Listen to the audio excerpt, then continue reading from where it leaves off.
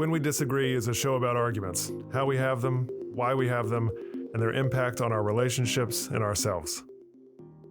Some phrases end thinking rather than encouraging it. It's just human nature. That's how things are. God works in mysterious ways. Even agree to disagree. These are semantic stop signs, and they can halt inquiry precisely at the moment when we should be digging deeper. In disagreements, semantic stop signs let us avoid difficult questions by invoking thought-terminating cliches that feel profound but really don't explain much. Semantic stop signs pervade relationship conflicts. We're just different people, ends discussions about specific problems. It is what it is prevents problem solving.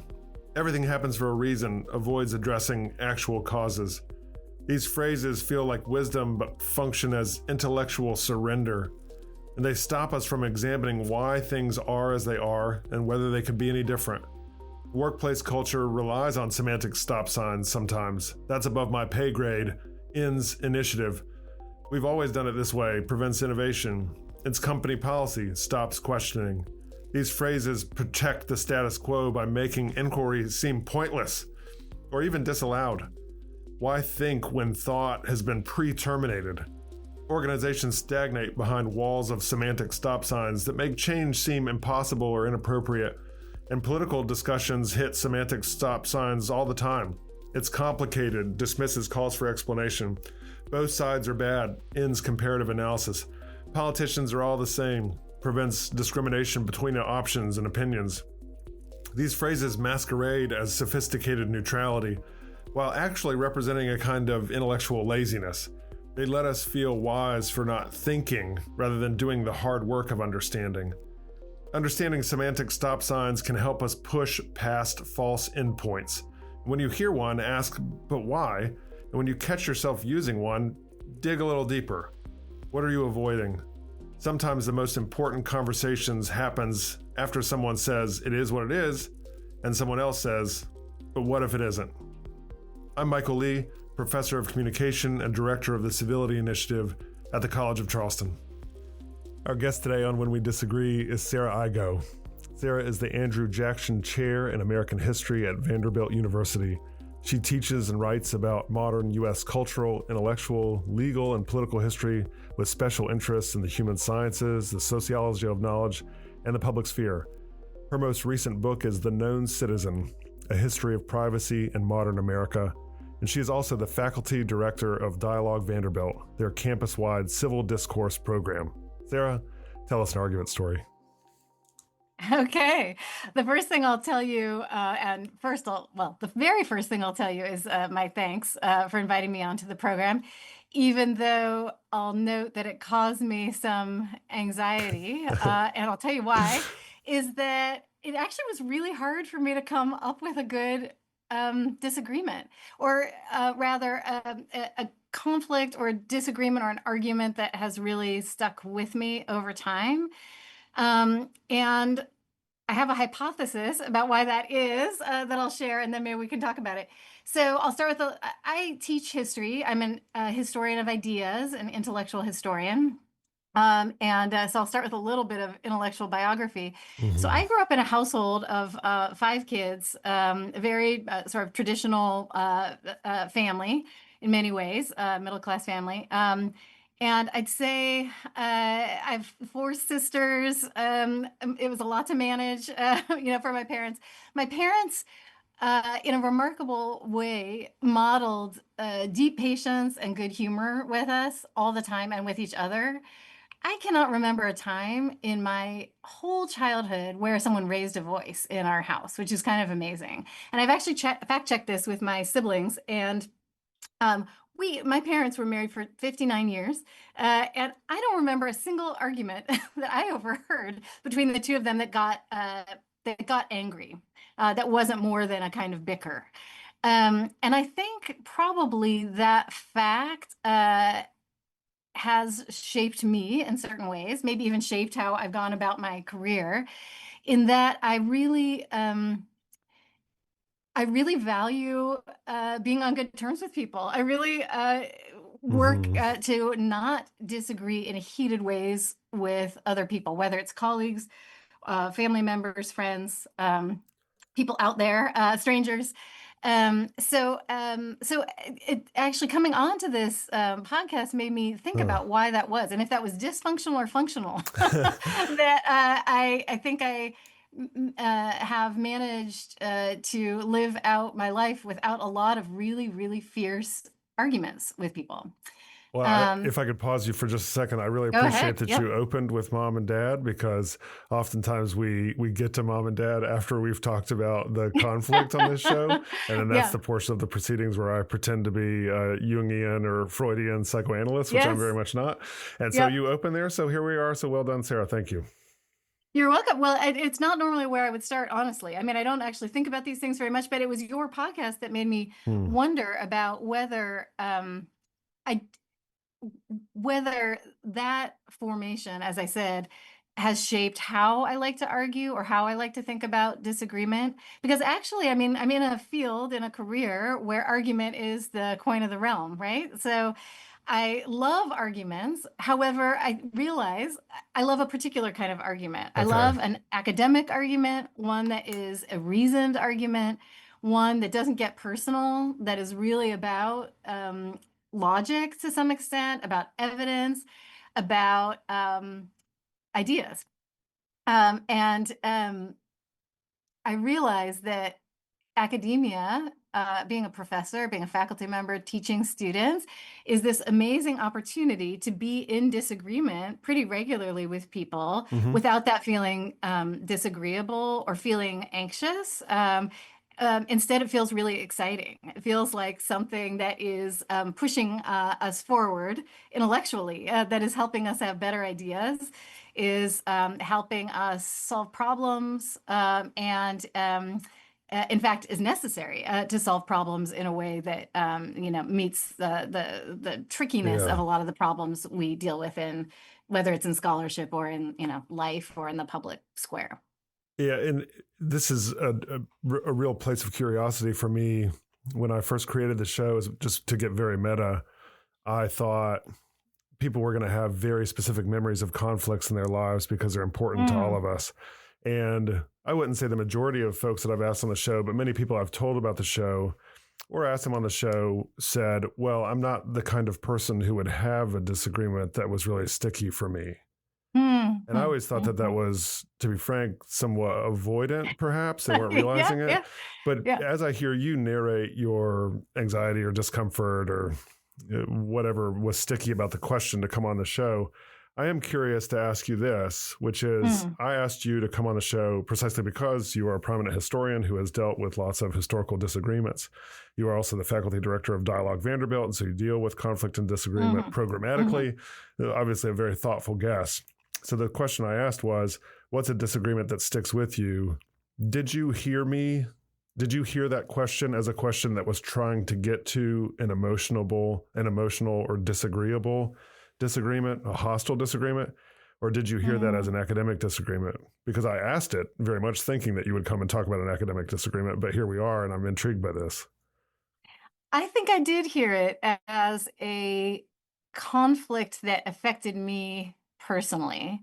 I think that's how I heard the query. So I'm glad to know that my expanded Mm-hmm. definition of what this might be about is actually not an expansion at all. It's what you had in mind. Precisely. Um, Precisely. yeah, I thought yeah. you'd come and talk about Reconstruction or whatever it is. Right, right, right. Yeah, I mean, the topics that I have worked on are all about intellectual fights, really. About my earlier work was about the history of polling and surveys, but was really about, how did Americans argue over who is in the mainstream, who is average, who is normal.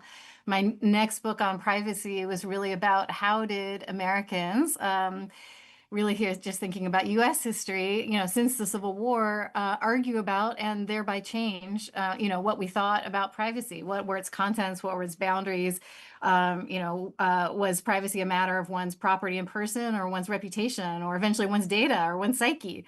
And those are real arguments that have had consequences over time. They usually weren't one-off fights. In fact, they never were. I mean, Mm-hmm. I think that's partly what's so interesting to me as an intellectual historian is that you see people change their minds quite radically over stretches of time, in ways they wouldn't have been able to see perhaps happening, but where you get real cultural change over time because of arguments, because I would say usually because of reasoned arguments rather than arguments that are off the cuff, that are unevidenced, that are made in the heat of the moment, but good, logical, reasoned arguments over the time, I think do win out. And maybe that's the optimist in me. I mean, there's probably a temperamental thing here too, but I do think those arguments win out. They don't win out always. They don't win out um, evenly. That is there, or in a linear fashion, I think. But I do think I have been fascinated really in my whole career by the way people change their minds, or a culture changes its mind about, all kinds of things. Yeah, again, normality about, how do we think about the federal government? That's the project I'm working on now via writing about Social Security numbers and how Americans' relationship to them has changed over the last 90 years. So yes, so intellectual argument, academic argument, I Yeah. think is something I look forward to and am excited by in a way that I'm not so eager to get into the other kinds of fights that seem to be swamping our, political life, that are, I think, not good arguments often. They're bad conflicts and bad disagreements. I've heard some of those, and I know many people who are fearful of those. And I want to ask you for a second about your argument that good arguments win out in a sense that the public sphere is kind of winning. But I'm going to put that aside for just a second and talk about your preference for academic arguments versus what you characterize as fights, I noticed. And so I am, of course, an academic, and I have seen many academics have a real personal animus with one another. I've also seen academics who are deeply conflict averse. In fact, many academics I find to be a little debate averse to a fault. And I'll also share that you're participating in historical discussions that we know from the wider culture are deeply, deeply contentious. And so on the one hand, it seems like a pretty easy split to make, an easy distinction. There are arguments in the university case that happen according to a set of rules, more or less, that are reasonable, that are logical, that are methodological, that are about evidence, that are about interpretation. And then there are arguments that happen outside of our space that are completely ungoverned and are hostile and emotional. But looking closely, it doesn't often work that way. And so I guess my question is, if you know that the distinction is not quite as neat, why such a strong preference for one over the other? It's a good question. I mean, I suppose it's because I have made my life and career about education rather than winning particular policy battles. Although I do think over the long haul, looking back at American history, again, and not in any sort of linear fashion, I do think good arguments have made an enormous difference in thinking about all kinds of political questions. But when I think about the kinds of arguments I would like us to be having in the public realm, they would look like my classrooms, they would look like a seminar room. I'm thinking about my class that I'm teaching right now, which is just full of disagreement, full of very different people coming together to think through their ideas in an incredibly respectful and curious way. And I think that for me is the model, and I realize it's a false model for democratic society, but nevertheless, it is a model for how people learn from disagreement, learn from hearing things that they and tolerating, and then maybe sometimes taking in ideas, views, opinions, critiques that they couldn't have heard if they weren't in a kind of intentional, bounded setting. So I suppose maybe the better way for me to describe it is my model for what a kind of ideal type model for what democratic discourse should be like, Hmm. even if I recognize that it is not. And you're right. University is not as if universities are utopias of disagreement. Both there's conflict avoidance, there's looking for conflict just like there is anywhere else. And I will say, if I were forced to come up with a conflict that has stuck with me, it was here at Vanderbilt, it was entering into academic administration and suddenly Uh, realizing how much suspicion attached to whatever I might attempt to do, create. I was charged with a big curriculum reform, mhm. that came just by virtue of not discussion, but I think position, and brought home to me that many of the kind of the vituperativeness of public culture is there. Of course, ample conditions for that in any organization, including higher education.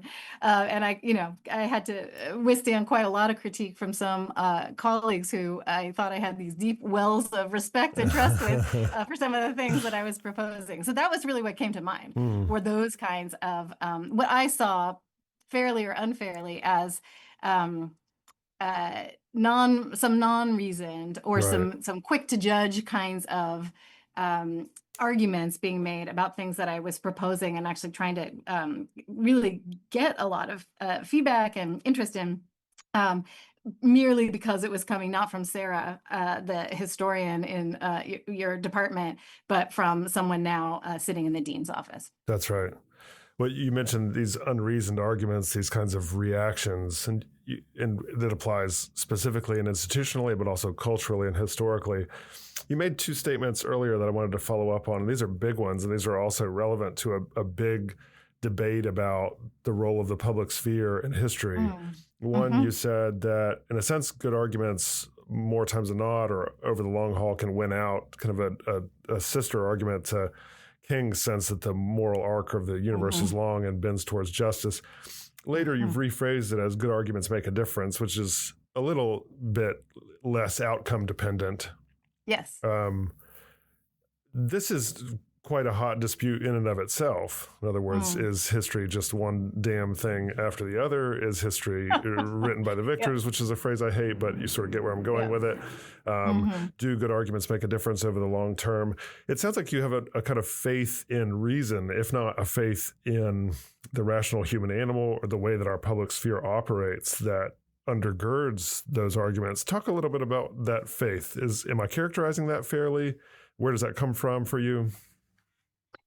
You are characterizing it fairly, and I suppose one way I could answer that is to say that I could not do I could not do the work that I do without having that faith. So it may be a very pragmatic, kind of belief in if there would be no reason for me to be standing in a classroom and writing books and sharing ideas at conferences, and if I didn't think that those kinds of arguments had an efficacy, had a way of moving beyond me or beyond that specific communication, out more broadly.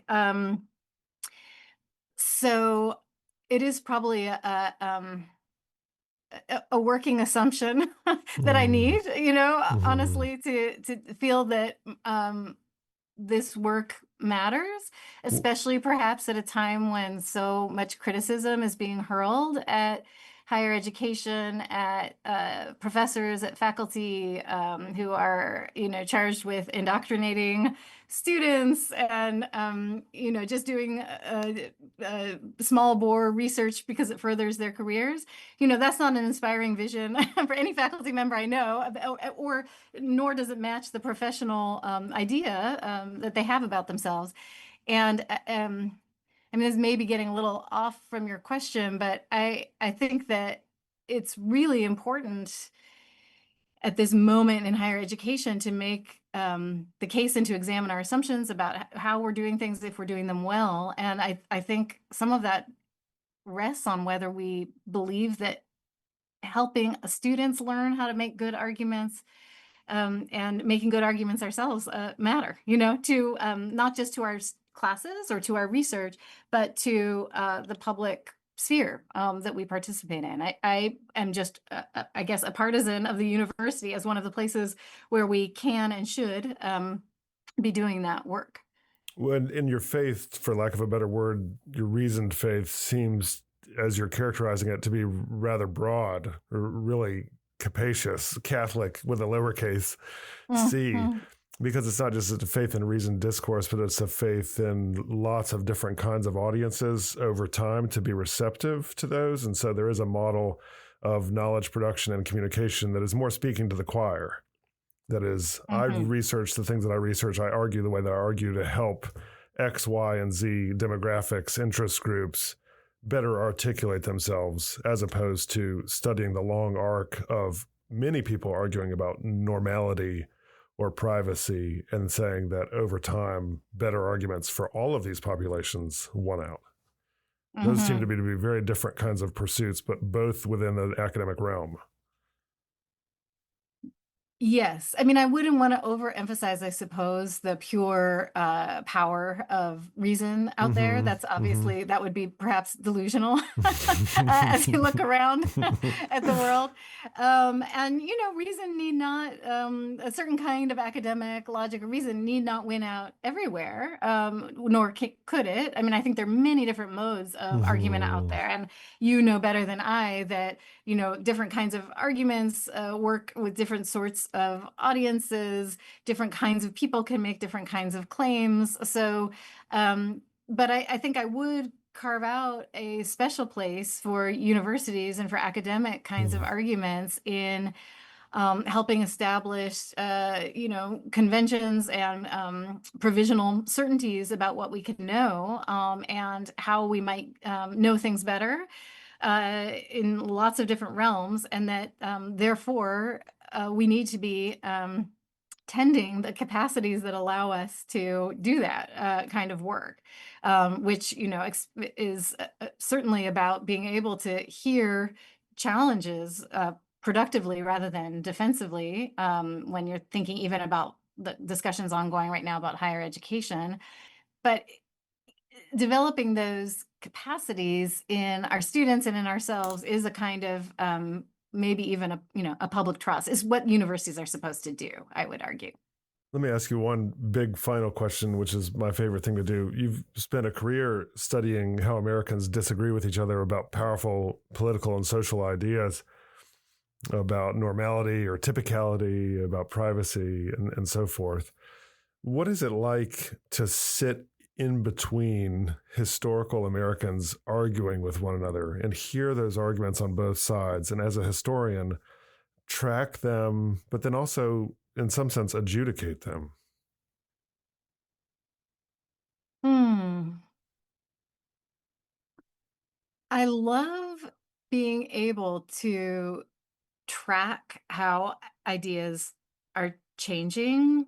I don't know if I would say that I am adjudicating exactly. I think I would say that I am trying to pay really close attention to how arguments are made, how they gradually, sometimes imperceptibly change over time to kind of transform themselves into something else, if that's not too abstract. I think, so let me be more concrete.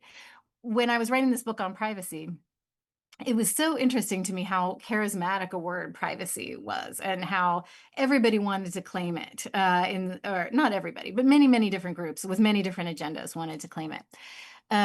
And that claiming of that idea, changed it over time, widened it, broadened it, even in moments when people said privacy is gone. In fact, people had managed, ordinary people, people in professions, people in schools and government, lots of different corners of American society had, in fact, made privacy bigger than it was before, right? Including things that had never been thought of before as being particularly private. Your school records would be one example, really trivial example, but an important one, because before the 1970s, nobody thought students or parents should be able to look at what someone said about you in school. That comes only after a lot of activism and a lot of rethinking of what stored records and computerization we're doing to our notions of privacy. So at any rate, I find it's really interesting to think about that slow and uneven and sometimes imperceptible process of change in how we think about things. Maybe it's a nice tonic compared to watching, like being a little less.